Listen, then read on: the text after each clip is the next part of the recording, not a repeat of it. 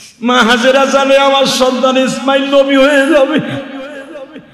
ছোট্ট মানুষ মাসুম বেগুনা ইসমাইল। মা দূরের থেকে ইশারা দিয়া বলে, ইসমাইল রে, তোমার বাবা কিন্তু সমস্ত মানুষের জাতির পিতা, মুসলমান জাতির পিতা। ও ইসমাইল, ভুলে যাস না তোর বাবা ওই মালিকের অর্ডার ছাড়া কোনো কাজ করে না। ইসমাইল অতি তাড়াতাড়ি বাবার উটের কাছে বুট হয়ে শুয়ে পড়েছে। বাবা, তুমি উটের দিকে নামবা, আমার পিঠের উপর দিয়ে। ও বাবা, তুমি আমার পিঠের পরে কদম দাও। বাবা গো, তুমি আমার পিঠের পরে কদম। ও বাবা, তোমার পায়ের কদমের ধুলি যদি আমার পিঠে শরীরে স্পর্শ করে গো বাবা, আমি ধন্য হয়ে যাব। এই বাক্কা শহর ধন্য হয়ে যাবে। তুমি দুইবার আসছো এই জমিনে, তুমি নামও নাই গো বাবা। ইব্রাহিম উটের পরে বসে বলে, মালিক তোমার কারিশমা বুঝি না। তোমার কাছে আমি বলছিলাম, রব্বি হাবলি মিনাস সালিহিন ফাবাশশারনাহু বিগুলামিন হালিম। আল্লাহ দিবা আমার একটা নেককার সন্তান দিও। ফাবাশশারনাহু বিগুলামিন হালিম, রব্বি হাবলি মিনাস সালিহিন। আল্লাহ আমারে দিও গাঞ্জাখোর হিরোইন কুর পোলা দিও না, আমারে তুমি নেশাখোর পোলা দিও না, আমারে দিলে একটা রব্বি হাবলি মিনাস সালিহিন নেককার সন্তান দিও। আল্লাহ, আমি 12 বছর বয়সী পাইয়া গেছি, আমার পোলা এমন কোয়ালিটিতে আমার খেদমত করতে চাইতেছে, আমার বুকটা ভরে গেছে, বুকটা ভরে গেছে। আল্লাহ, আমার পোলা আমাকে পিঠের পরে করে নামাইতে চায়। এ যুবক ভাইরা, ওয়াজটা পকেটে নিয়ে নে। সারা জীবন বাবার এইভাবে খেদমত করতে পারবি কিনা বল। দেখ আমার আল্লাহর খলিলের সন্তান কি করে, দোয়া করেছে, আল্লাহ আমার একটা নেককার সন্তান দিও। এটা কেমন নেককার সন্তান? বাবা, তুমি আমার পিঠের উপরে পাড়া দাও। ইব্রাহিম আল্লাহর খলিল বলে, বাবা না, বাবা না, বাবা তুমি যে কি এটা আমি জানি, তুমি জানো, তুমি যে আল্লাহর কাছে কি এই মুহূর্তের জন্য তুমি জানো না। কে জানে? কে কে? আল্লাহ তোমারে এমন ভাবে পছন্দ করেছে, তুমি জানো না, আমি ইব্রাহিম জানি। বাবা তুমি ওঠো গো বাবা। ইসমাইল উঠে গেলেন, ইব্রাহিম লাফ দিয়ে উটের থেকে নামলেন। বাবার ইসমাইল বুকের মধ্যে নিয়ে বলে, বাবা ইসমাইল বলো তো বাবা, তোমার কাছে কেমন লাগে? ও বাবারা ভাইরা, যারা বাবারায় ফেলেছি, দুনিয়ায় এই আদর আর কোথাও পাইবে না, পয়সা দিয়ে কিনতে পারবা না, যেটা বাবার কাছে পাওয়া যায়। আমার নবী এই জন্যই 6 বছর বয়সে চাচাদের বুকটা জড়িয়ে ধরে বলতেন, ও চাচা, এইখানে কি বাবার আদর পাওয়া যায়? হুজুরের চাচা আবু তালেব বলতেন, বাবা আমি কি আপনারে বাবার আদরে একদিনও দেই নেই? আমার নবী বলতেন, আমার চাচারে যদি না বলি কষ্ট পাবে। চাচাজি ইয়া উম্মি, আপনি বাবার চাইতে বেশি আদর দেন, কিন্তু চাচা আমার বাবা বেঁচে থাকলে হয়তো আমি যেই জিনিসটা অনুভব করতাম ওইটা তো আর আমি পাই না। তখন আমার নবীর এই উত্তরে আবু তালেব বলেছিল, বাবা দুনিয়ার সব আমি তোমারে দিতে পারবো, কিন্তু তোমার বাবার আদর তো আর দিতে পারবো না।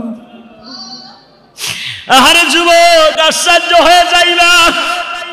আজকে সৌদি আরব থেকে আজিজ নামে একটা ছেলে, আব্দুল আজিজ, দাম্মাম শহরে থাকে।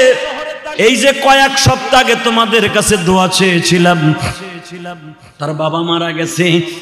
গোরনদী বাড়ি, বাবা পয়সার আর গোরনদী বাড়ি। এই ছেলেটা আজকে আমার মাদ্রাসায় 12,000 টাকা দান করেছে, আলহামদুলিল্লাহ বলেন। হুজুর আমার শ্বশুরের নামে আমার আত্মীয়রা, আমার শালারা 4 জন এই দেশে থাকে, 3 জন থাকে আমি সহ 4 জন। হুজুর তার বাবা মারা গেছে, বাবার লাশটা দেখতে পারলো না এই করোনার কারণে। আমরা সবাই সৌদি, কত কষ্ট নিয়ে আবার শ্বশুরটা মারা গেছে। এবং হুজুর আমার ছোট শালানো একটা মেয়ে হয়েছে, আপনার মাদ্রাসায় টাকা দিলাম, মসজিদের মুসল্লিদেরকে নিয়ে একটু দোয়া করবেন। হুজুর আপনার ওয়াজ ইউটিউবে যখনই জুমার বয়ানটা আসে, আমরা সবাই হোটেলের মধ্যে বসে আগে জুমার অপেক্ষায় থাকি, কখন জুমার বয়ানটা ইউটিউবে প্রকাশ হবে। হুজুর শুধু আমি না, আমার এই দাম্মামে হাজার হাজার বাঙালি আপনার জুমার বয়ানের অপেক্ষায় থাকে। এবং আপনার কমিটির কান্না এবং যুবকদের কান্না আমরা দেখে নিজেরাই আপ্লুত হয়ে যাই যে পৃথিবীতে আমরা তো সৌদি আরব জুমার নামাজ পড়ি, কাবাঘরের মধ্যেও নামাজ পড়ি, হুজুরের রওজায়ও নামাজ পড়ি, সৌদি আরবের মানুষগুলাকে ওইভাবে কাঁদতে দেখি নাই। যেখানে কুরবানি দেওয়া হয়েছে মিনার মাঠ, যেই দেশে ইসমাইল জবাই হয়েছিল, ওই দেশেও তো কোনোদিন দেখতে পারি নাই এমন কান্না।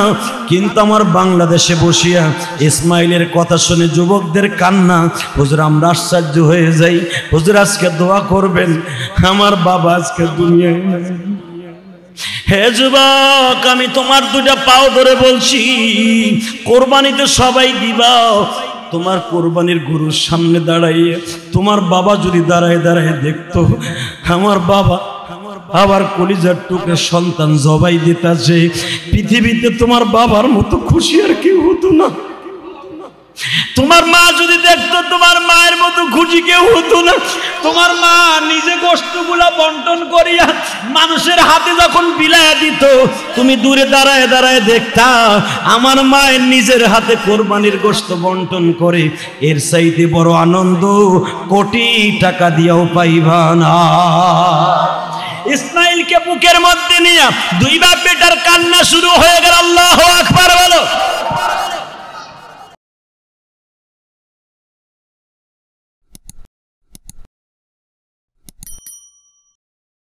আসসালামু আলাইকুম ওয়া রাহমাতুল্লাহি ওয়া বারাকাতুহু।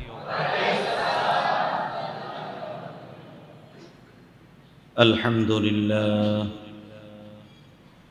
আলহামদুলিল্লাহি ওয়া কাফা ওয়া সালামুন আলা ইবাদিহিল্লাযীনা ইসতাফা, আম্মা বা'দ। فأعوذ بالله من الشيطان الرجيم.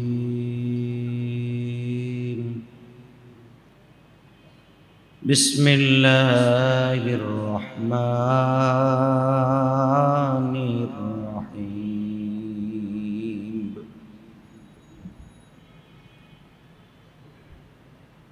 رب هب لي من الصالحين. فبشرناه بغلام حليم.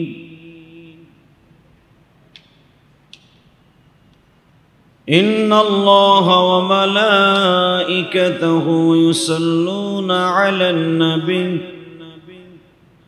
يا أيها الذين آمنوا صلوا عليه وسلموا تسليما. اللهم صل على محمد وعلى آل محمد كما صليت على إبراهيم وعلى آل إبراهيم إنك حميد مجيد. اللهم بارك على محمد وعلى آل محمد كما باركت على إبراهيم وعلى آل إبراهيم إنك حميد مجيد. لا إله إلا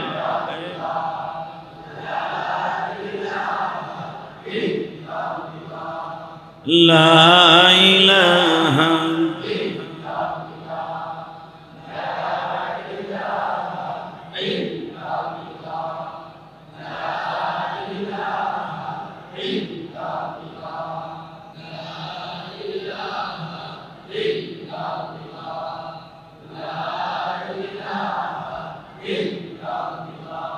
لا إله إلا الله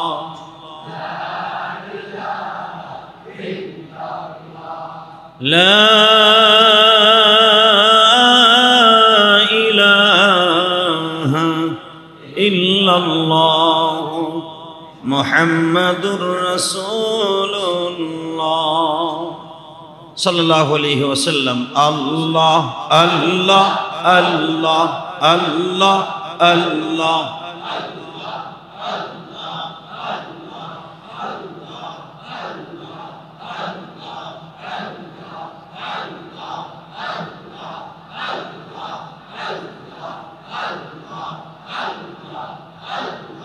الله الله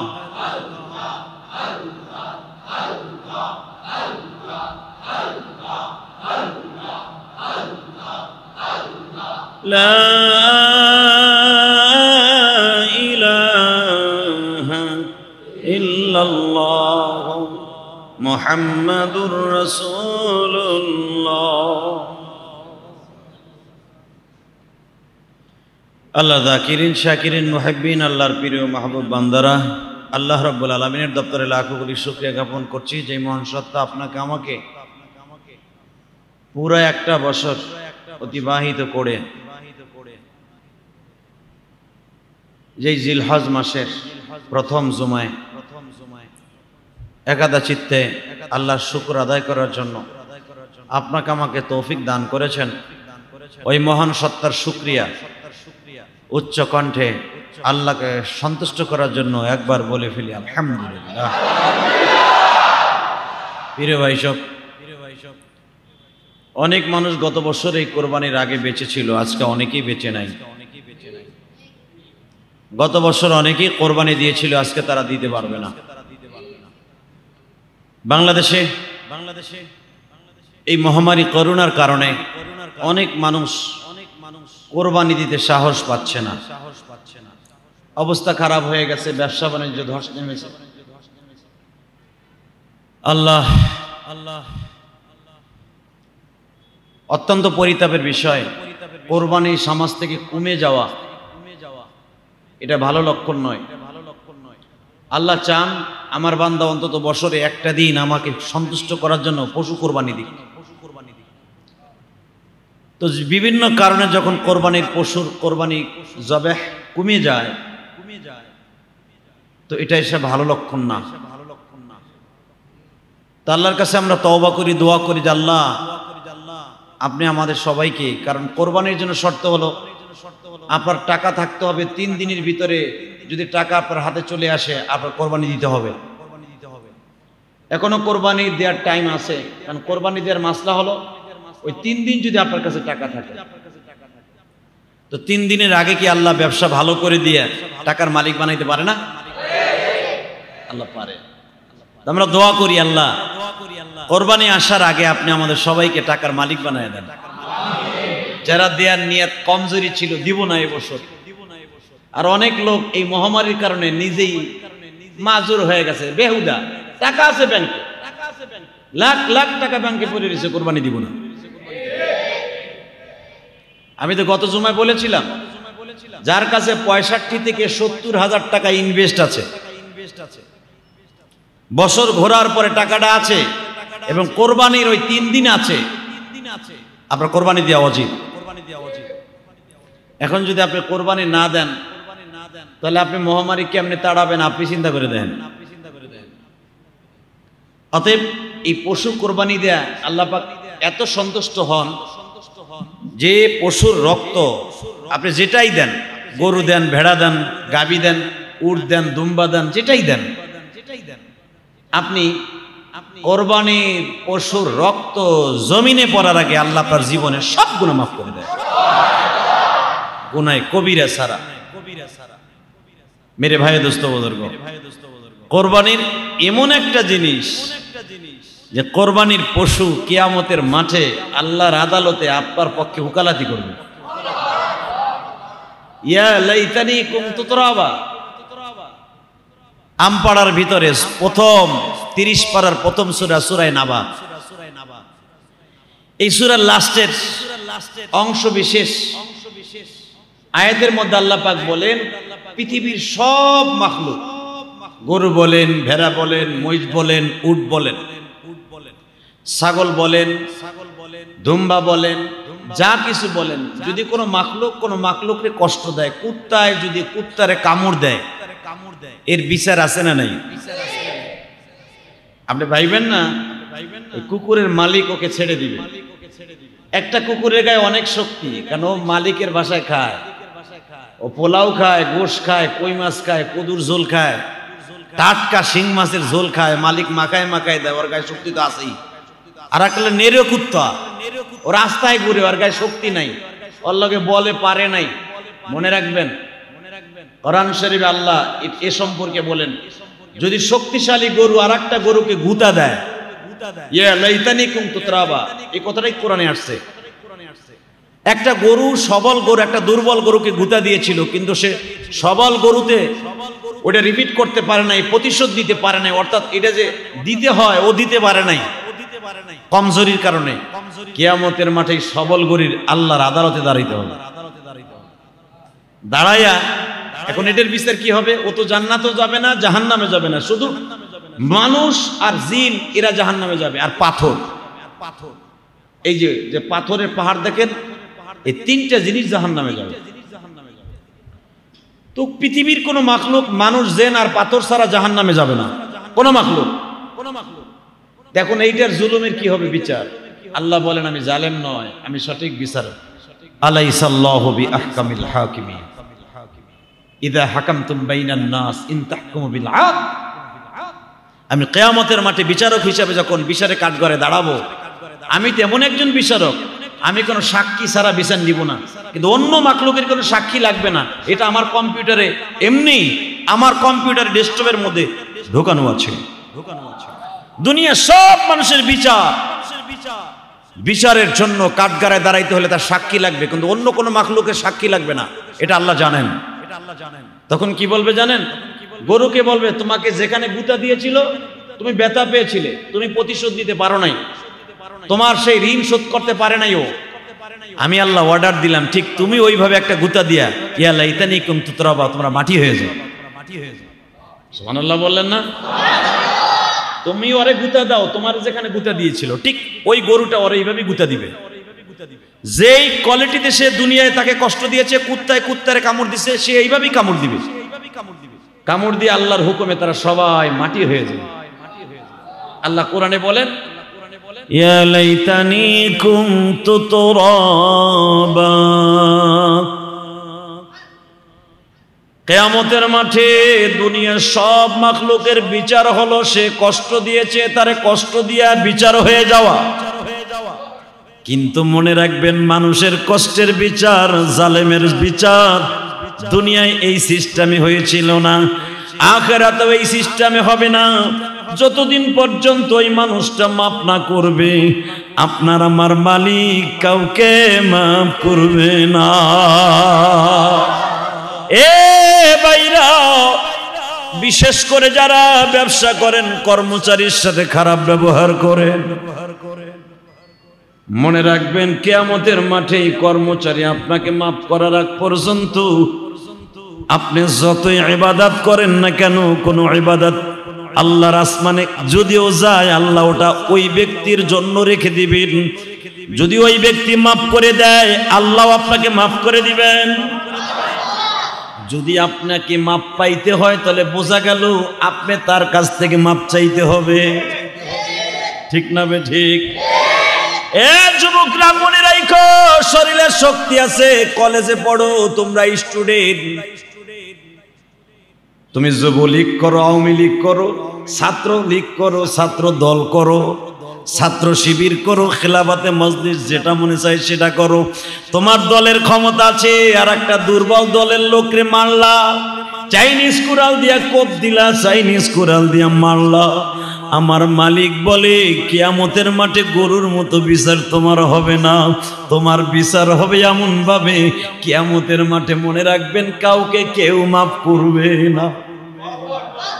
এক মাখলুক আর এক মাখলুককে মাফ করে দিবে, গরু গরুকে মাফ করে দিবে, কুকুর কুকুরকে মাফ করে দিবে, শ্রীগল শ্রীগলকে মাফ করে দিবে, কিন্তু মানুষ নামে যেই মাখলুকটা চায় এটা কাউকে কেউ কোনোদিন মাফ করবে না। এই জন্য বিশ্বনবী বলে, সাহাবীরা রে, তোমরা মৃত্যুর আগে সবার কাছ থেকে মাপ চেয়ে কাফনের কাপড়টা শরীরে লাগাইও। এই জন্য বিশ্বনবী ইন্তেকালের 3 দিন আগের থেকে সাহাবীদের কাছ থেকে শুধু মাপ চেয়ে নিচ্ছে। বেলাল হুজুরের মুয়াজ্জিন বেলালকে বারবার বলে, বেলাল রে, আমি ইমাম, তুই মুয়াজ্জিন। ইমাম আর মুয়াজ্জিনের সম্পর্ক এমন মধুর ছিল, এই জন্য বিশ্বনবী বলেন, যারা দুনিয়ার ইমাম আছে আমি নবীর গাড়িতে উঠে জান্নাতে যাবে। মান আহাব্বা সুন্নতি ফাকাদ আহাব্বানি, ইমামতি আমি নবীর সুন্নাত, এর একটা সুন্নাত পালন করলো। মুয়াজ্জিন সাহেবরা আমার বেলালের গাড়িতে করে জান্নাতে যাবে, আর আমার বেলালের গাড়িটা থাকবে আমি নবীর পাশাপাশি। আমি যখন জান্নাত বিচারণ করব, আমার জান্নাতের বোরাকের রশি ধরবে, সামনে হাঁটবে আমার বেলাল। বর্তমানে ইমাম মুয়াজ্জিনের সম্পর্ক দেখবেন দাও আর কুমড়া। আলহামদুলিল্লাহ এই মসজিদ অনেক ভালো, আলহামদুলিল্লাহ বলেন। আমি 1 বছর তো হয়ে গেল, এই যে 1 বছর হয়ে গেল। আমরা বিয়ে বাৎসরিক করেন, আমার খতিবগিরির বাৎসরিক করা উচিত নাকি? এ মুসল্লি ভাইরা ভালো করে বুঝছেন, এই মসজিদ আমি দেখেছি ইমাম মুয়াজ্জিন খাদেম সবার লিয়াজ ভালো, বিতর্কত খবর আমি জানি না। অনেক মসজিদ আমি দেখেছি মুয়াজ্জিনের চেহারা ইমাম দেখে না, আছে না নাই? খতিব সাহেব জুমার নামাজটা পড়ায় বের হওয়ার সাথে মুয়াজ্জিন ইমাম মিলিয়া খতিবের বদনাম কয়, আছে না নাই?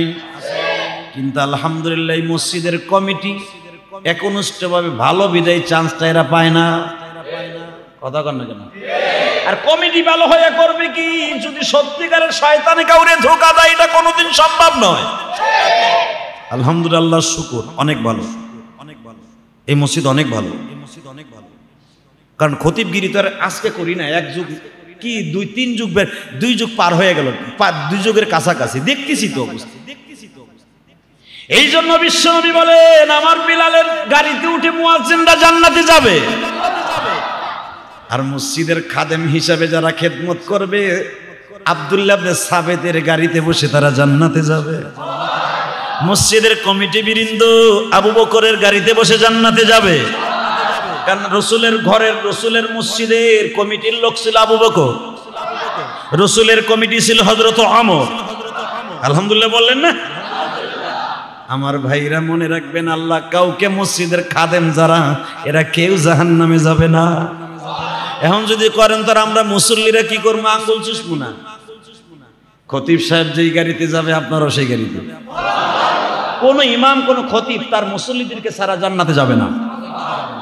এখন সম্পর্ক ভালো লাগবে না খারাপ লাগবে? জোরে বলেন না কে? না ইমামের বদনাম করবেন? ইমামের পিছনে জোহরের নামাজটা পড়ে, মাগরিবের নামাজ পড়ে যাইয়া দোকানের চার দোকানের সামনে বসে বসে ইমামের বদনাম কয়। বেটা মাগরিবের এমন কি রাত ধরছে, আডু মুডু ব্যথা হয়ে গেছে। কথা কন না কেন? ফজরে এমন কি রাত ধরছে, হায় রে হায়, বাথরুমে চাপ দিছে, মনে হয় নামাজের মধ্যে পায়খানা করে দিই। এ বেটা পরের বাড়ি খাইছে তো ক্লিয়ার করে গেছে, আর আমি তো ক্লিয়ার করে যাইনি। তোমারটা ক্লিয়ার হইব তো সকালবেলা বিড়ি টানলে। ইমাম সাহেব তোর বিড়ি টেনে ক্লিয়ার করবেন, হ্যাঁ তো আগেরটাই ক্লিয়ার হইব। কথা কন না কেন? পায়খানা জমা রেখা স্টকে আপনার গোডাউনে নামাজ পড়ে মিয়া মাকরু, অবশ্যই মাকরু। এটা গোডাউনে পায়খানা প্রস্রাব জমা রেখে নামাজ আপনি একা পড়েন, কিন্তু জমা রেখা আপনাকে জামাতে হাজির হতে বিশ্বনবী বলে নাই। এতে আপনার খুশু খুজু নষ্ট হয়ে যাবে। অনেক মুসল্লি আছে নামাজে দাঁড়াইছে বাথরুম, হুজুর তো 10 সূরা ইয়াসিন, ওটা তো শেষ হইতে 15 মিনিট লাগবে। হ্যাঁ তো শুরু হয়েছে 8 মিনিটের মাথায় গুতাগুতি, হ্যাঁ বাকি 7 মিনিট কি করবো? হ্যাঁ এই জন্য বিশ্বনবী বলেছেন, পায়খানা প্রস্রাব ক্লিয়ার না করে তুমি জামাত মিস করো, কিন্তু ক্লিয়ার করে খুশু খুজুর সাথে তুমি ইন্না তৈনা সূরা আল আসরে তুমি নামাজ পড়ো, এটার ভিতরে খুশু খুজু আছে। তুমি নামাজ পড়ে যে ইমাম সাহেব বদনাম কইবা, 3টা বলছো বলে, 1 নম্বরে গীবাতের গুনাহ, 2 নম্বরে খুশু খুজুর গুনাহ, 3 নম্বরে হলো নামাজের সাথে বেঈমানি করার গুনাহ। কথা কম না কেন? পৃথিবীর সব ইমামগুলা বিশ্ব নবীর ওয়ারিস, আমার নবীর সাথে জান্নাতে যাবে। যেই গাড়িতে অন্য কেউ উঠতে পারবে না, একমাত্র ইমামরাই উঠতে পারবে। সুবহানাল্লাহ বলেন। ভাইজান রে, আমার দিকে তাকান, এই জন্যই তো বিশ্ব নবী বলেন আমার মুয়াজ্জিন বেলালের সাথে জান্নাতে যাবে। মুয়াজ্জিনরা, এ যুবক ভাইরা, বেলালের কাছ থেকে বিশ্ব নবী মাপ নিতেছে। বেলাল রে, মাফ করে দিস রে বেলাল, দেখা হবে কিয়ামতের ময়দানে। মনে রাখবেন, আর একটা কথা বলি, কারণ কোরবানির সামনে কোরবানির ওয়াজটাই করে দিয়ে যায়। আপনার আমি যে পশু কোরবানি দেই, পশুর কাছে মাপ চাইছেন?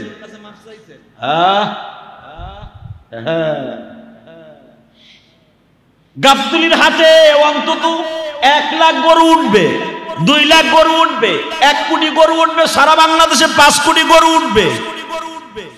5 কোটি গরুর মধ্যে গরু, ছাগল, ভেড়া, উট, দুম্বার মধ্যে দেখবেন 1 কোটি কবুল হইব কোরবানির জন্য, বাকিগুলা ফেরত নিয়ে যাবে। কথা কন? 5 কোটি গরুর মধ্যে গাবতলী ধরেন, সব গরুগুলো কি বিক্রি হবে? বিশ্বাস না হয় কোরবানির 2 দিন পরে যাই দেখেন শত শত গরু এখনো হাটে পড়ে থাকবে। আপনি যে পশুটার কাছে মাপ চাইলেন না, এ কি জানেন কিয়ামতের মাঠে ওর জবান খুলে যাবে মানুষের মতো। আপনি আর আরবিতে কথা বলবেন, গরুটাও আরবিতে কথা বলবে, মালিক রে, এই বেঈমান রে তুমি মাপ করতে পারো না, কারণ আমি এর বাঁচায় দিছি আমার নিজের গলাটা। আমি কোরবানির দিন সকাল পর্যন্ত আমার শরীরটা ভালো ছিল,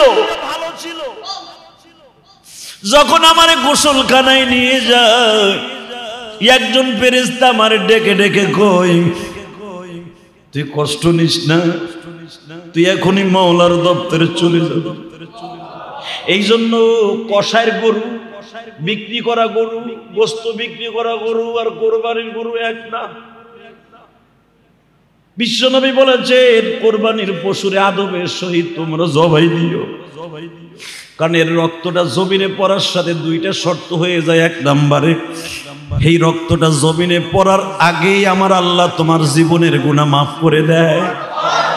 এই পশুটাকে আল্লাহ কবুল করে নেয়। যদিও তোমার কোরবানির টাকার মধ্যে ভেজাল থাকে, তোমারটা কবুল না হলেও এই যে গলাটা ফেস করে আল্লাহ রাস্তায় দিয়ে দিল, এই পশুটা কিন্তু কবুল হয়ে যায়। কিয়ামতের মাঠে দোয়া কিন্তু সিরিয়াস গো বাবা। এই জন্য উলামায়ে কেরাম দেখবে কোরবানির পশুর সাথে ভালো ব্যবহার করতে বলেছে। 2-3 দিন আগে কিনবেন, যদি থাকার জায়গা থাকে। টাউনে থাকার জায়গা নাই, রাখার জায়গা নাই বিদায় হয়তো কোরবানির দিন কিনবেন, তার 1 দিন আগে কিনবেন।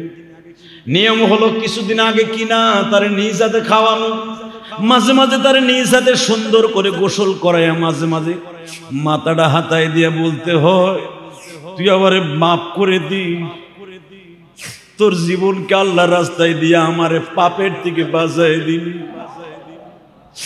দেখবেন কোরবানির আগে পশুটার চোখ দিয়া পানিগুলো গড়ায় গড়ায় পড়তে থাকে।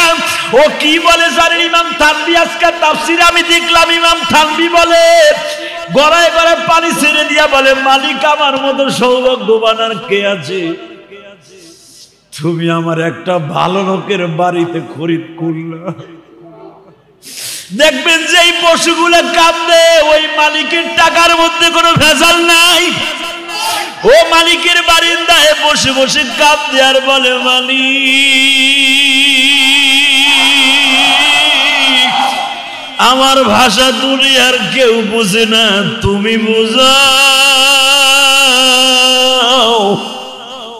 দেখবা কোরবানির 1 দিন আগে আমার মুখে কোনো খাবার দেয় না, যত দামি দামি খাবার দাও না কিন্তু খায় না, খোল ভুসি দাও খায় না, তাজা ঘাস দাও খায় না। এই জন্য বিশ্ব নবী বলে কোরবানির আগের থেকে তোমরা খাবার দিবা না, কারণ ওর দপ্তরে আল্লাহর সাথে একটা দোস্তি হয়ে যায়, ওর তখন খাবার দেওয়ার দরকার নাই। ওর খাবারগুলো খাওয়াইলে তুমি ধুইতে কষ্ট হবে। আমি নবী বললাম ওরে 1 দিন রাতের আগের থেকে খাবারটা বন্ধ করে দিও। ও বলে মালিকের কাছে, বলে মালিক আর দুনিয়ার খাবার আমার জন্য নাই, আমি তোমার জান্নাতে দিয়ে খাইতে চাই, কিন্তু আমার কাছে একটা ওয়াদা দিবানি গো মালিক, আমারে যেই টাকা দিয়ে তোমার এই পাগল কিনেছে এই টাকার মধ্যে যদি ভেজাল থাকে ওর বিচার তোমার আদালতে দিলাম গো আল্লাহ, আর যদি ভেজাল না থাকে আমার পরে সওয়ার করাইয়া তুমি তারে জান্নাতে নিয়ে নিও। আল্লাহ বলবে না, তোর পরে সওয়ার করাইতে হবে না, আমি ওরে দুম্বার উপর সওয়ার করাবো। আল্লাহু আকবার বলো। কারণ আমার নবীর উম্মত, আমার নবীর কোন উম্মতকে তার পশুর উপরে সওয়ার করাবো না, আমি ওরে সওয়ার করাবো দুম্বার উপরে, আমি তোরে রাহবার বানাবো, তোর দোয়াটা কবুল হইল।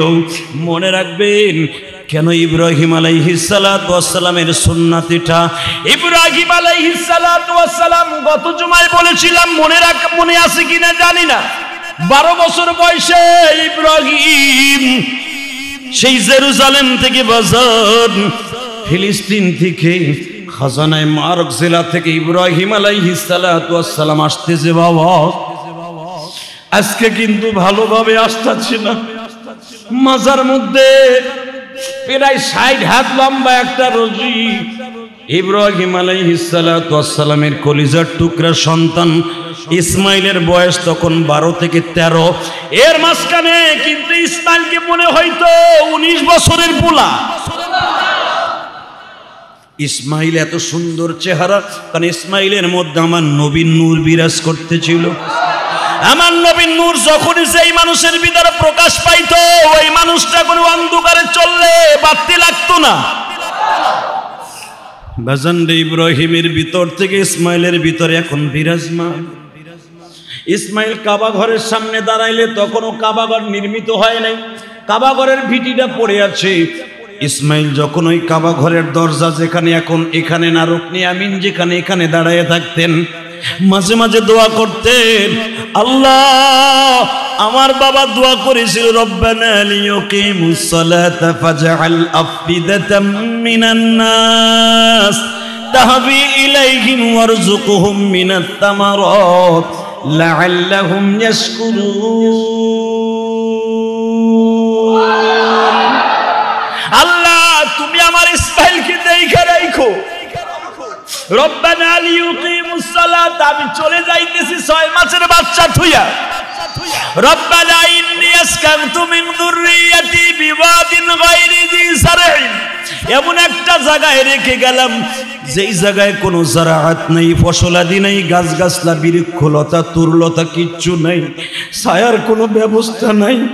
এদিকে জাবালে কাবা, এদিকে জাবালে সাফা, এদিকে জাবালে মারওয়া, পিছনে সাপোর্টিং হিসাবে জাবালে আবি কুবাইস, এদিকে জাবালে রমরমা, এদিকে দূরে গেলে জাবালে সেই বড় মিনার পাথর, বড় বড় পাহাড়। আপনি দেখবেন হুজুরের দাদার বাড়ির যে পিছনের পাহাড়টা, এই পাহাড়টা কিন্তু বাবা 7.5 কিলোমিটার, মিনার সেই লাশ প্রান্ত পর্যন্ত এই পাহাড়টা। এই পাহাড়ের তলদেশ দিয়ে সুড়ঙ্গ রাস্তা করেছে 4 কিলোমিটার। আল্লাহু আকবার বলো। যেখান থেকে রোড করছে এই জায়গাটাও কিন্তু পাহাড় ছিল। মিনার মাঠটা বড় করার জন্য এই জায়গাটা ভেঙে রাস্তা করেছে, টিন সেট করেছে হাজী সাহেবরা। এই 4.5 কিলো 5 কিলো রাস্তাটা ইব্রাহিম আলাইহিস সালাতু ওয়াস সালাম বলে, মালিক রে চারিদিকে পাহাড়, গায়রি জি সারঈন, কোরআনের কথা, সূরা ইব্রাহিম। ডাইনে বামে যেদিকে তাকাই শুধু পাহাড় আর পাহাড়। একটা অবলা নারীকে রেখে যাচ্ছি যাকে তুমি বিশ্ব সুন্দরী ঘোষণা দিয়েছ। গায়রি জি সারঈন ইনদা বাইতিকাল মুহাররম, এই জায়গায় তোমার হেরেম শরীফ হবে, তুমি আমারে বললা। আমি জীবনে কোনোদিন এখানে আসি নাই, প্রথম আসলাম, জিবরাইল হলো রাহবার। এই জন্য দেখবেন দাওয়াত ও তাবলীগের কাছে সিস্টেম আছে, মসজিদ দেখাবার জন্য রাহবার লাগে কি লাগে না? দাওয়াতের কাজ করতে বাড়ি বাড়ি মহল্লার লোক রাহবার লাগে কি লাগে না? কিন্তু ইব্রাহিম নবীর রাহবার কিন্তু জিবরাইল। এই জোরে কাফ। ইব্রাহিম চিন্তা না ইন্না বাইতিকাল মুহাররম, এখানে হেরেম শরীফ হবে। জিবরাইল যখন হেরেমের দরজার কাছে, যখন যেখানে দরজা দেখতেছেন এখানে বসে বলল, মাকাম ইব্রাহিমের কাছে উঠতে বেশি বলল, উটির থেকে নামাই দিয়া ইব্রাহিমকে বলেছিল, ইব্রাহিম রে, এই ঘরটাই হবে বাইতুল্লাহ। ইব্রাহিম বলেন, ওই ইব্রাহিম, এখানেই তোমার বিবি বাচ্চারে নামাই দাও। ইব্রাহিম ডাইনে তাকায় পাহাড়, বামে তাকায় পাহাড়, পিছনে তাকায় পাহাড়। ইব্রাহিম যেখানে বসছে একবারে সোজা কিন্তু হুজুরের দাদার বাড়ি। কাবা ঘরের দরজা সোজা হলো হুজুরের দাদার বাড়ি। ইব্রাহিম আলাইহিস সালাতু ওয়াস সালাম বারবার সোজা আসমানের দিকে তাকায় আর বলে, দেখি আল্লাহ এই হুকুমটা পরিবর্তন করে কিনা। এখান থেকে 7-8 কিলোমিটার দূরে একটা চাটিয়াল ময়দান আছে, এটাকে আরাফা বলা হয়। এখানে গাছ গাছলা মোটামুটি আছে, এটা খোলা আকাশ, এটা একটা বদ্ধ এলাকা। এই জন্যই কিন্তু এই জায়গাটাকে বাক্কা বলা হয়, মক্কা না বাক্কা। কি নাম? অর্থাৎ এতই আঁকা বাঁকা জায়গা ছিল, এটা অসম্পূর্ণ এলাকা, যেখানে মানুষ দিনের বেলা যাইতো না। এই কাবার হেরেমের মধ্যে। আল্লাহ, এখনো টাইম আছে, তুমি একটু বলো না, আমি অন্য কোথাও রাইখে যাই। কত কত ঘাট, কত নদী নালা, কত সাগর বিল পাড়ি দিয়ে আমি আসলাম। এমন একটা জায়গায় আমারে রাখতে কও, আমার যা কইবা আমি তাই শুনবো, কিন্তু এমন একটা জায়গায় রাখতে কও যেখানে পানি আছে, গাছ আছে, এমন একটা জায়গায় বলতেছো যেখানে কোনো গাছ গাছলা নাই। কোরআনের কথা। আল্লাহ বলেন, আমার সিদ্ধান্ত এখানেই রাখ। ইব্রাহিম আর একটা কথা বলেন, এখানে যদি আমি ইলিয়াস রহমান জিহাদিকে আল্লাহ বলতো যে আপনার বিবিরে ওই নবীনগরের বিলের মধ্যে রাইখে আসেন নৌকায়, মনে মনে কইতাম এক জুমার বয়ানে কাইন্দা কেটে আল্লাহরে খুশি করে নেব, কিন্তু বউরে হেনে তুইতে রাজি না। কথা কর না কেন? নিজের বিবিরে বরিশালে লঞ্চে পাঠাবেন, নিজের টিকিট কেটে দিয়া কেবিনি দিয়া, তারপরে মুটিশ পিটিশ কয় বাড়িতে যাওয়া পর্যন্ত 17 বার আপনি ফোন দেন। লঞ্চ এখন কই আছে, কোন জায়গায় আছে, গাড়ি এখন মাওয়াঘাটে পৌঁছেছে কিনা, আরিসা ঘাটে গেছে কিনা, যমুনা সেতু পার হয়েছে কিনা, চাঁদপুরের লঞ্চ উঠছে কিনা, লঞ্চটা কত দূর গেছে, কতবার ফোন দাও তোমার আমার বউর জন্য। আর বিশ্ব সুন্দরী যে হাজেরার পেটে জন্ম নিয়েছে, আমার বিশ্ব নবীর রক্তের ধারা ইসমাইল। ইব্রাহিম আলাইহিস সালাম বললেন, যখন তোমার সিদ্ধান্ত, আমি আর কোনো কথা বলবো না, তবে একটা কথা শুনো, যেখানে আমি গাছ গাছলা বিহীন জায়গায় রাইখে গেলাম, রব্বানা লিইয়ুকিমুস সালাতা ফাজআল আফিদাতাম মিনান নাস তাহবি ইলাইহিম ওয়ারযুকহুম মিনাস সামারাত লাআল্লাহুম ইয়াশকুরুন। রেখে গেলাম তোমার কথাই, কিন্তু তুমি নিজে দেখে রাখবা কিনা বলো। আল্লাহ বলে, ইব্রাহিম তোর ভিতরে কি কোনো সন্দেহ আছে? ওয়াইদিবতালা ইব্রাহিম, যদি সন্দেহ থাকলে বল, তোর এখনই আমি লাল কালি মাইরে দেই। ইব্রাহিম বলে, যদি সন্দেহ থাকতো, এই হাজার হাজার মাইল, শত শত নদী নালা, হাজার হাজার নদী নালা, খাল বিল পাড়ি দিয়া একটা সরস জীবতীর মতো বিশ্ব সুন্দরী একটা মহিলা রে 6 মাসের বাচ্চা বুকি দিয়ে আমি রাইখা যাইতাম না। ইব্রাহিম তাহলে যা, আমি তোর ছেলেরে নামাজি বানামু। রব্বানা লিইয়ুকিমুস সালাতা বলতাছস তো নামাজি বানাইতে, আমি বানামু। আফিদাতাম মিনান নাস, তুই তো বলতেছ তোর বিবির দিকে কেউ খারাপ নজরে দেখবে, তুই থাকবি না, তোর বিবির পায়ে কেউ লয়ে যাবে না। ইব্রাহিম, পৃথিবীর এমন কোন পুরুষের ক্ষমতা নাই। আমার হাজেরার দিকে আমার জাতির পিতা ঘোষণা দিয়েছি, মিল্লাতা আবিকুম ইব্রাহিম হুয়া সাম্মাকুমুল মুসলিমিন।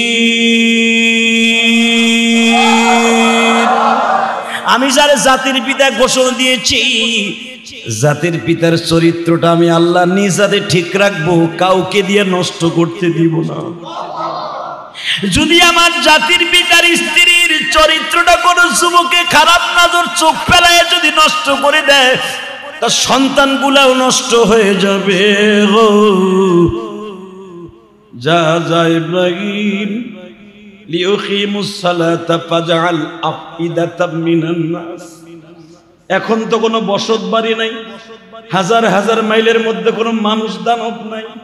যা কোনোদিন যদি আফইদাতাম মিনান নাস, মানুষের বসত বাড়ি আমি আল্লাহ করে দিব, তাদের সাথে আমি এমন একটা লিয়েজ মেনটেন করায় দিব, যত মানুষ আমার হাজেরারে দেখতে আসুক, কেউ আমার হাজেরার দিকে বদনজরে তাকাবে না। ইব্রাহিম সুস্থির নিঃশ্বাস ছাড়লেন আর বললেন, আল্লাহ আমি তো এখন হেরেমের থেকে উপরে উঠে আসছি, যেটাকে ইব্রাহিম খলিল রোড বলা হয়, আজিজ গেট বলা হয়, আব্দুল আজিজ গেট বলা হয়। বাবা এই গেট দিয়ে ইব্রাহিম উঠছিলেন 1 নাম্বার গেট দিয়া, 79 নাম্বার গেট আর 1 নাম্বার গেট দিয়ে ইব্রাহিম উঠতাছে। কাবা ঘরটা কিন্তু নিচে আর আবু বকরের বাড়িটা কিন্তু উপরে। এইরকম কিন্তু কাবা ঘরটা এখনো নিচে আছে বাবা, প্রায় 3 তলা নিচে কাবা ঘর। তখন তো প্রায় 10 তলা নিচে ছিল কাবা। চারিদিকে পাহাড়, ইব্রাহিম উঠে গেছে পাহাড়ের উপরে।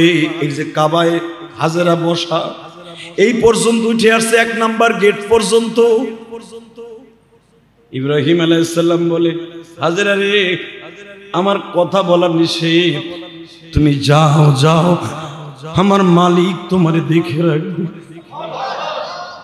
হাজেরা শুধু একটা কথাই বললেন, আপনি শুধু একটা কথা বলে গেলে আমার আর কোনো দুঃখ থাকবে না। আপনি কি আমার সতী সায়রার কথায় আমার রাইখা যান না আমার মালিকের সিদ্ধান্তে রাইছেন? এত নদী নালা পার হয়ে আসলেন, তায়েফ নামে একটা জেলার সামনে দিয়ে আসলেন। ওই জায়গাটা তো ঠান্ডা ভাবছিল, শস্য শ্যামলা ছিল, গাছ গাছলা বৃক্ষলতা ছিল, ওখানেও রাখলেন না। ইব্রাহিম বলে, হাজরা রে, এই সিদ্ধান্ত আমার না, সিদ্ধান্ত আমার আল্লাহ। ও হাজরা, জিবরাইল এখন আমার উটের সামনে দাঁড়িয়ে আছে। দুনিয়ার সব ফেরেশতাদের রানিং ক্যামেরা আমার দিকে ত্যাগ করে তাকায় আছে। ও হাজরা, তুই টেনশন করিস না, আমি তোর পরে জুলুম করি নাই, আমি তোর পরে এহসান করে পরীক্ষার মাঠে রাইখা গেলাম, পাশ করে তুই বের হয়ে আসিস। তুই যদি পাশ করে বের হইতে পারস রে হাজরা, তোর সিগনেচার ছাড়াও তোর এই কোয়ালিটিতে যেই মহিলাগুলা স্বামীর খেদমত করবে, তোর সিগনেচার ছাড়া কোনো মহিলা জান্নাতে যাবে না। এ বাইরা আমার ওস্তা, যেই সমস্ত মুসল্লিরা আসছেন, মা বোনদেরকে আজকে ডাইনিং টেবিলে বসে খাবার দস্তরখায় বসে ওয়াজটা শুনাই দিয়া বলিয়ে, হাজেরার সাথে জান্নাতে যাইবা জেহাদি বলেছে, অবশ্যই আগ্রহ হয়ে যাবে। হাজেরার সাথে জান্নাতে যাব, বলো কি করতে হবে? 1 নাম্বার কাজ করতে হবে, কোনোদিন স্বামীর হুকুমের বাহিরে কাজ করা যাবে না।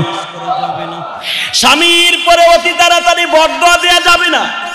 3 নম্বরে, স্বামীর সব কাজের উপরে যদি জায়েজ হয়, সেই কাজটার উপরে তোমার সমর্থন থাকতে হবে, খুশি থাকতে হবে, তাহলে মাওলা খুশি হয়ে যাবে। হাজেরার জান্নাতের গাড়িতে চড়ে তুমি জান্নাতে প্রবেশ করতে পারবে। হাজেরার গাড়িতে থাকবে মা রাহিমা, মা সিয়া, হাজেরার গাড়িতে থাকবে মা খাদিজা, মা ফাতেমা, মা মারিয়াম থাকবে গো বাবা। যেই রেলগাড়ির ভিতরে আপনার বিবির ও আপনার মেয়ের জন্য একটা জান্নাতের টিকিট বুক হয়ে যাবে। এ যুবক ভাইরা, যদি আপনার বিবির হাজেরার গাড়িতে চড়াইতে চান, এই কোরবানির ওয়াজটা দিয়ে ওয়াজটা তাদের কানে পৌঁছে দেন। মা হাজেরা আমার দিকে তাকান। ইসমাইলকে তখন একটা রুমালের মধ্যে পেঁচাইয়া 6 মাসের বাচ্চা ইসমাইল বুকের মধ্যে নিয়ে কয়, জাদু রে, ও জাদু, তোমার বাবার জীবনে শেষ দেখা দই খেলো, আর কোনোদিন বাবা বলে ডাক দিতে পারবা কিনা জানি না। ইসমাইল কিন্তু আপনার আমার মতো নয় বাবা। বাবা।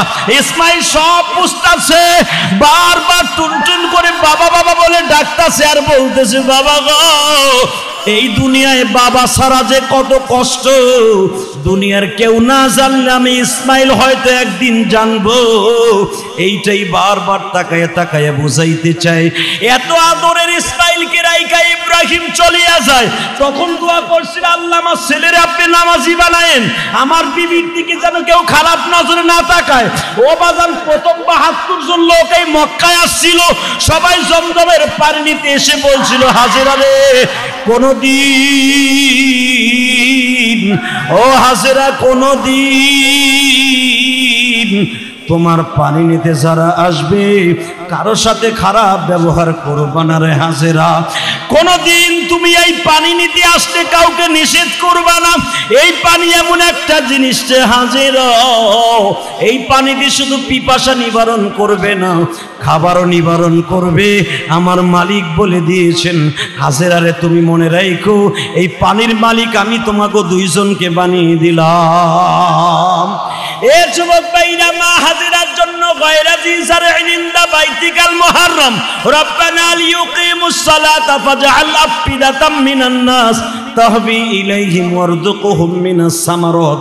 ইব্রাহিম দোয়া করছিলেন, আল্লাহ কিছু ফল গাছের ব্যবস্থা করে দিও। মা হাজরা ফল গাছ লাগাইলেন, এক রাত্রে একদিনে ফলের ব্যবস্থা হয়ে গেল, খাবারের ব্যবস্থা হয়ে গেছে, পানির ব্যবস্থা হয়ে গেছে। খাবারের ব্যবস্থা, পানির ব্যবস্থা, গাছের ডাল কেটে একটা ঘরের ব্যবস্থাও হয়ে গেল। আরে বাবা, শুধু দুইজন মেনকাবা ঘরের পাশে, মা হাজেরা আর ইসমাইল। গত জুমায় বলছিল 4 বছরের মাথায়, 8 বছরের মাথায়, আজকে আসতেছে বাবা এত বড় রশি একটা মাজার মধ্যে পেঁচাইয়া 2 ধারে ধারালু খাঞ্জর নিয়ে আসতেছে, যেটা হীরার মতো ধার গো বাবা। পাথরে লেগে যদি ছুরির আঘাতে পাথর কেটে যায়, বুঝিয়ালেন পৃথিবীতে সেই ছুরিটা কত ধারালু ছিল।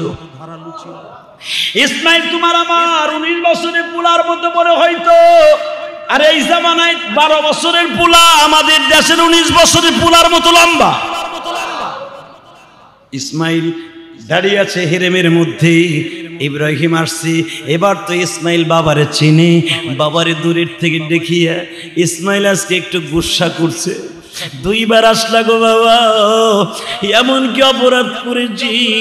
তোমার শর্ত অনুসারে তো নামাজে আমি জীবনে 1 ওয়াক্ত নামাজ কামাই দেই, আর আমার মা এমন একটা হতভাগিনী, সারা রাতের ভিতরে একটা দিনও ঘুমায় না।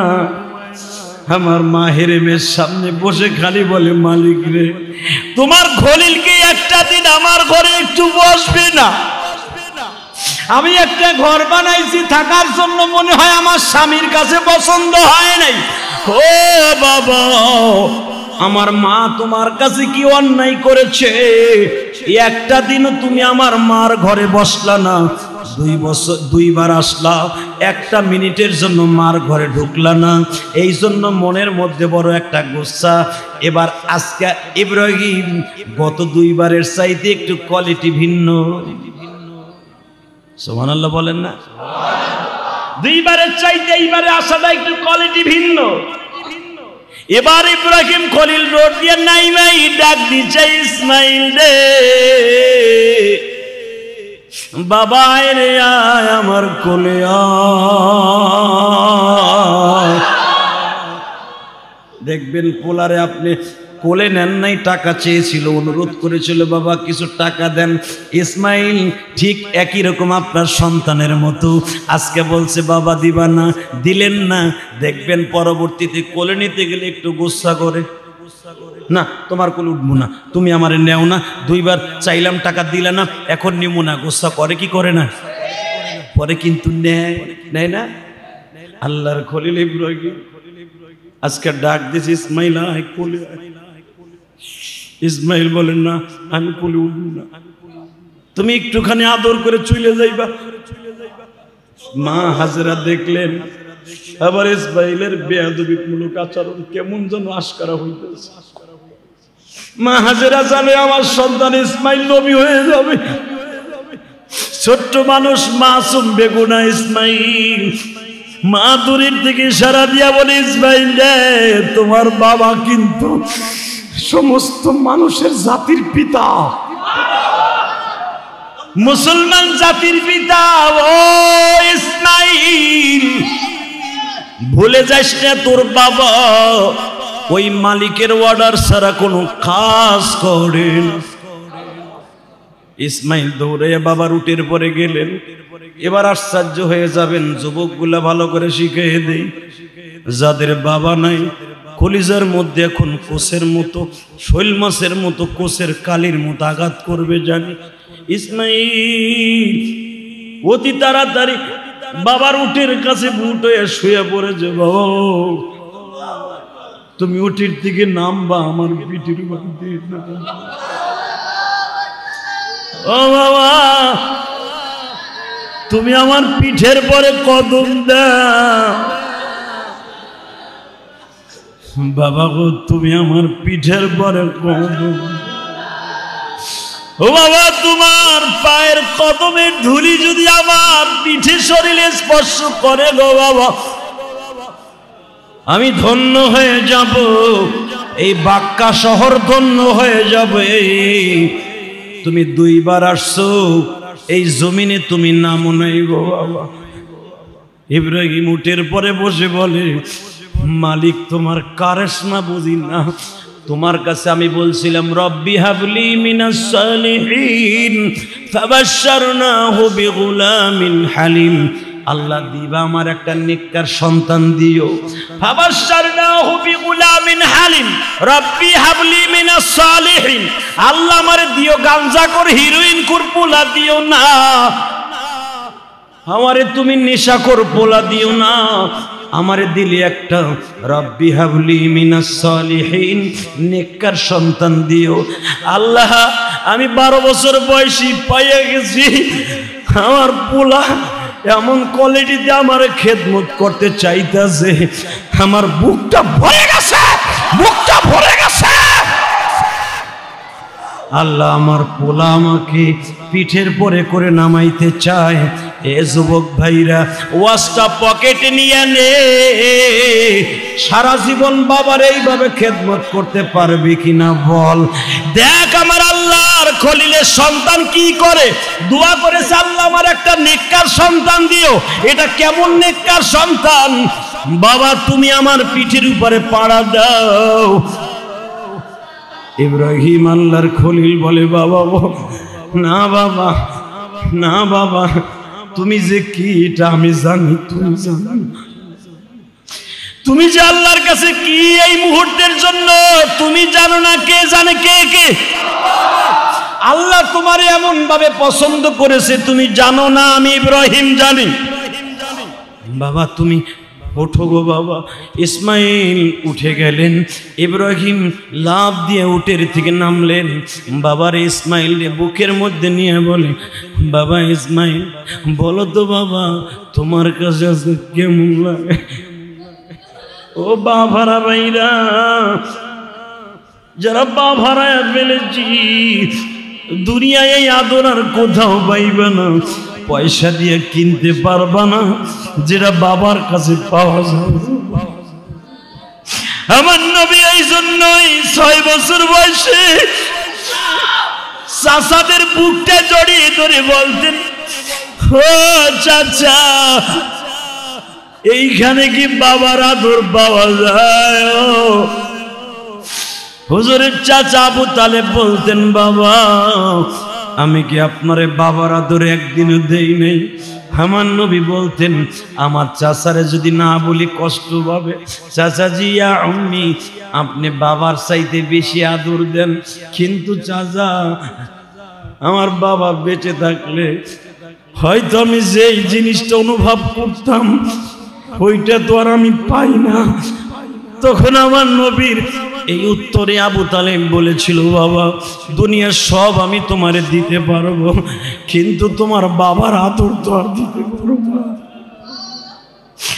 আরে যুবক, আশ্চর্য হয়ে যাইবা, আজকে সৌদি আরব থেকে আজিজ নামে একটা ছেলে, আব্দুল আজিজ, দাম্মাম শহরে থাকে।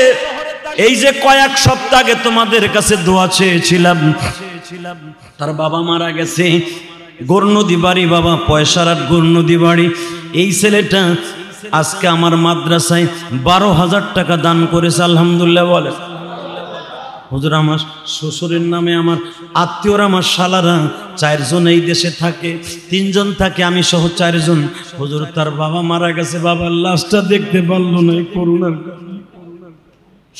আমরা সবাই সৌদি, কত কষ্ট নিয়ে আবার শ্বশুরটা মারা গেছে। এবং হুজুর আমার ছোট শালানো একটা মেয়ে হয়েছে, আপনার মাদ্রাসায় টাকা দিলাম, মসজিদের মুসল্লিদেরকে একটু দোয়া করবেন। হুজুর আপনার ওয়াজ ইউটিউবে যখনই জুমার বয়ানটা আসে, আমরা সবাই হোটেলের মধ্যে বসে আগে জুমার অপেক্ষায় থাকি, কখন জুমার বয়ানটা ইউটিউবে প্রকাশ পাবে। হুজুর শুধু আমি না, আমার এই দাম্মামে হাজার হাজার বাঙালি আপনার জুমার বয়ানের অপেক্ষায় থাকে। এবং আপনার কমিটির কান্না এবং যুবকদের কান্না আমরা দেখে নিজেরাই আপ্লুত হয়ে যাই যে পৃথিবীতে আমরা তো সৌদি আরব জুমার নামাজ পড়ি, কাবাঘরের মধ্যেও নামাজ পড়ি, হুজুরের রওজায়ও নামাজ পড়ি, সৌদি আরবের মানুষগুলাকে ওইভাবে কাঁদতে দেখি নাই। যেখানে কুরবানি দেওয়া হয়েছে মিনার মাঠ, যেই দেশে ইসমাইল জবাই হয়েছিল, ওই দেশেও তো কোনোদিন দেখতে পারি নাই এমন কান্না। কিন্তু আমার বাংলাদেশে বসিয়া ইসমাইলের কথা শুনে যুবকদের কান্না, হুজুর আমরা আশ্চর্য হয়ে যাই। হুজুর আজকে দোয়া করবেন, আমার বাবা আজকে দুনিয়ায় নাই। হে যুবক, আমি তোমার 2টা পাও ধরে বলছি, কোরবানিতে সবাই দিবা। তোমার কোরবানির গরুর সামনে দাঁড়াইয়ে তোমার বাবা যদি দাঁড়ায় দাঁড়ায় দেখতো আমার বাবা আবার কলিজার টুকরে সন্তান জবাই দিতেছে, পৃথিবীতে তোমার বাবার মতো খুশি আর কেউ হতো না। তোমার মা যদি দেখতো তোমার মায়ের মতো খুশি কেউ হতো না। তোমার মা নিজে গোশতগুলা বন্টন করিয়া মানুষের হাতে যখন বিলায়া দিত, তুমি দূরে দাঁড়ায় দাঁড়ায় দেখতা আমার মায়ের নিজের হাতে কোরবানির গোশত বন্টন করে। এর চাইতে বড় আনন্দ কোটি টাকা দিয়েও পাইবা না। ইসমাইলকে বুকের মধ্যে নিয়ে 2 বাপ বেটার কান্না শুরু হয়ে গেল। আল্লাহু আকবার বলো। এবার একটা আশ্চর্য ধরনের আলোচনা শুনলে তুমি টাসকি লেগে যাবা। ইসমাইল বাবার বুকে চড়ে কি বলে শুনো, বাবা ও বাবা, তুমি কি 2-1 দিন থাকবা না চলে যাবে? ইব্রাহিম পরীক্ষা স্বরূপ বললেন, চলে গেলে কিরকম লাগবে, থাকলে কেমন লাগবে? ইসমাইল বলে, বাবা যদি এইটা তোমার বুঝাইতে হয় তাহলে আল্লাহরে বলো তোমারে জানো ইসমাইলের জায়গায় আনে আর আমার ইব্রাহিমের জায়গায় আনে। ইব্রাহিম চোখের পানি ছেড়ে দিয়ে বলে, ইসমাইল রে বাবা, ও আমার ইসমাইল,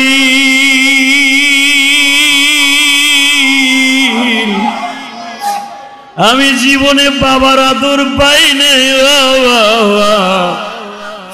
নমরুদ আমারে মারার জন্য, আমার মায়ের গর্ভ নষ্ট করার জন্য আমার বাবা বহু চেষ্টা করেছে। আমার মা আমাকে জন্ম দিয়ে রেখে আসছে 4টা পাহাড়ের মাঝখানে। আমি জীবনে কোনোদিন কাউকে প্রাণ করে বাপ বলে ডাকতে পারি নাই। 6 বছর বয়সে আমার মা আমারে নিয়ে আসছে নমরুদের বাড়ির পাশে। ও বাবা, মাত্র যুবক বয়সে যখন আমার হইল, নমরুদ আমার আগুনের মধ্যে ফেললো। সেখান থেকে আমার পরীক্ষা শুরু গো বাবা। এখনো পর্যন্ত কাউরে তৃপ্তি সহকারে বাপ বলে ডাকি নাই গো। ইসমাইল,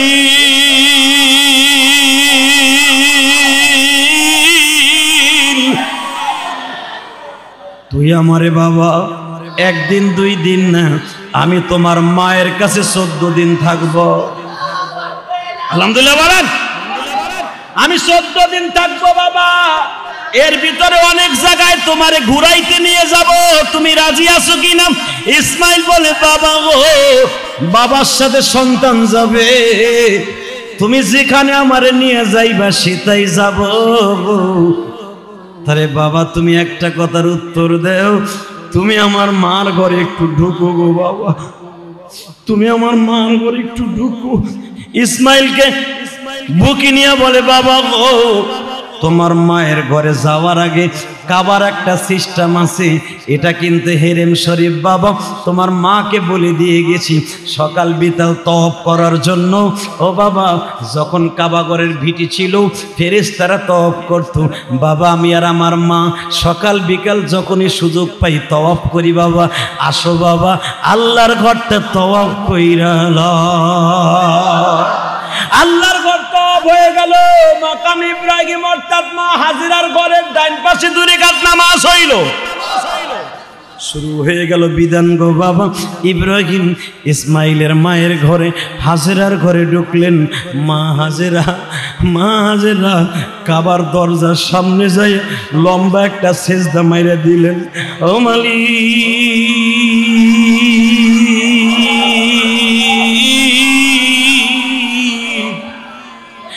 হাজেরার দোয়া কি কবুল হইল?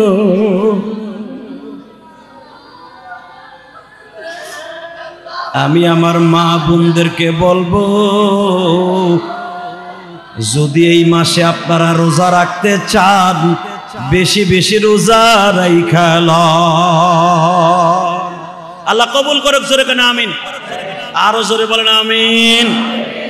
যদি এই মাসে রোজা রাখতে চান, জিলহজের চাঁদ শুরু হয়ে গেছে, প্রথম জুমা। এই মাসে বিশ্বনবী রোজা বেশি রেখেছে। শাবান মাস এবং জিলহজ মাস বিশ্বনবী বেশি রোজা রেখেছে।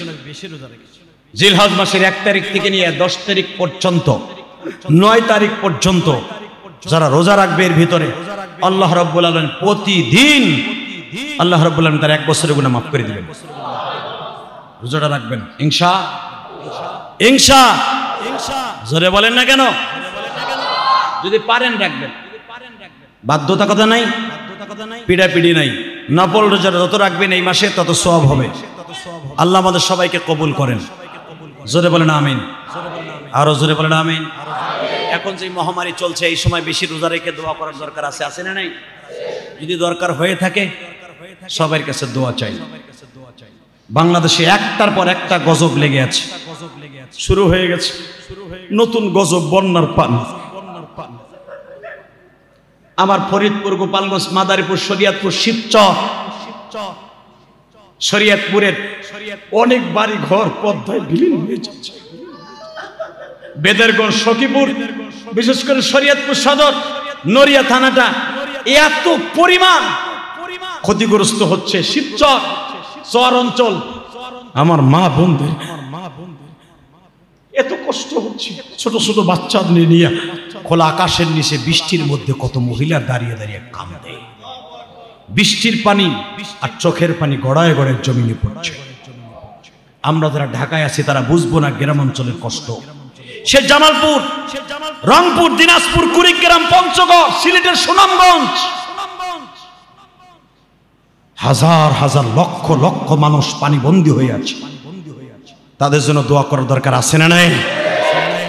এবং দোয়া করি যারা এই মহামারীর মধ্যে মানুষকে নিয়ে সিনেমিনি খেলেছে। এই শাহেদ নামে একটা ভদ্রলোক, ছদ্মবেশী ভদ্রলোক মানে কুভদ্রলোক,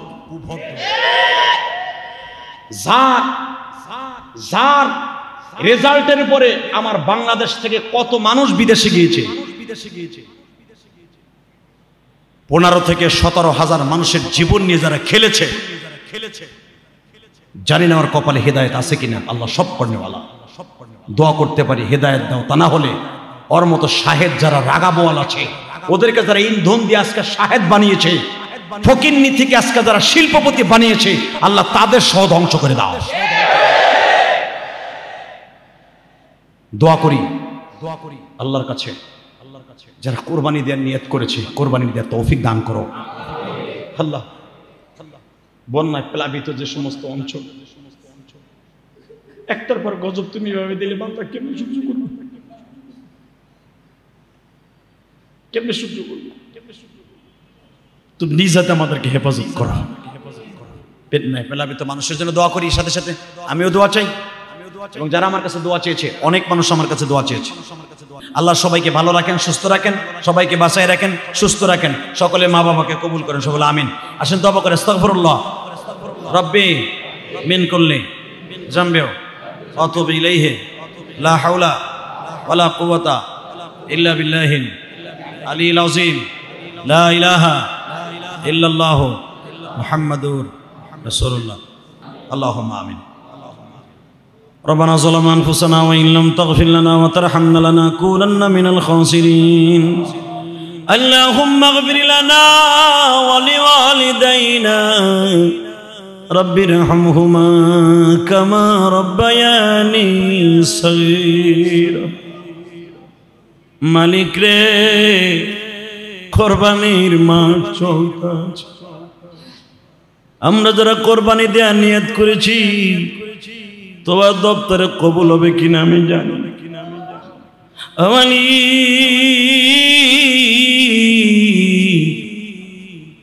হয়তো আগামী কোরবানি পর্যন্ত বেঁচে থাকবো কিনা